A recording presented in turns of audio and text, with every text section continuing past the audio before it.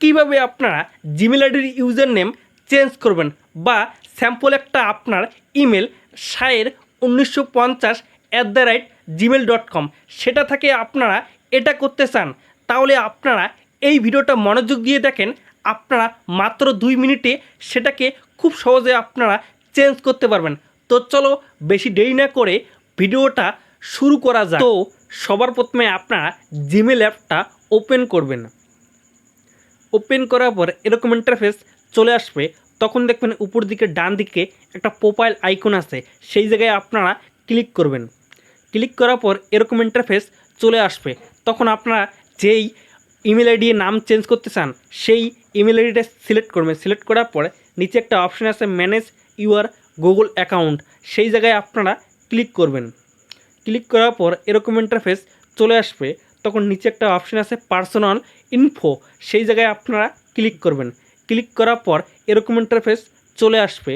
তখন এখানে আপনাদের একটা অপশান আছে ইমেল, তার নিচে আপনাদের ইমেলটা চলে আসবে। তখন সেখানে আপনারা ক্লিক করবেন। ক্লিক করার পর এরকম ইন্টারফেস চলে আসবে। তখন আবার ইমেলটা আপনাদের চলে আসছে, তখন আপনারা সেখানে ক্লিক করবেন।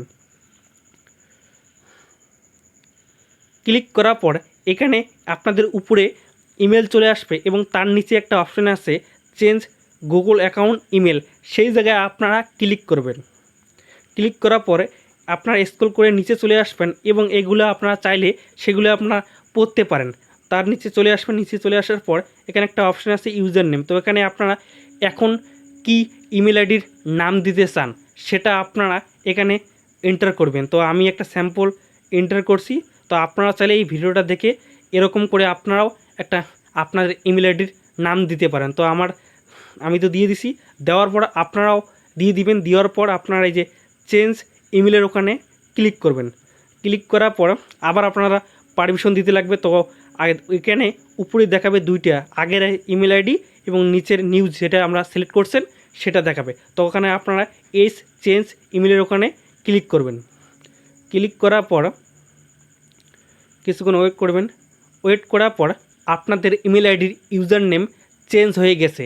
তো আপনারা ভিডিওটা দেখে বুঝতে পারছেন, এবং যদি ভিডিওটা দেখে আপনারা না বুঝতে পারেন তাহলে অবশ্যই কমেন্ট করে জানাবেন, এবং ভিডিওটা যদি ভালো লেগে থাকে তাহলে অবশ্যই একটা লাইক করে দিবেন এবং চ্যানেলটা সাবস্ক্রাইব করে আপনারা পাশে থাকবেন।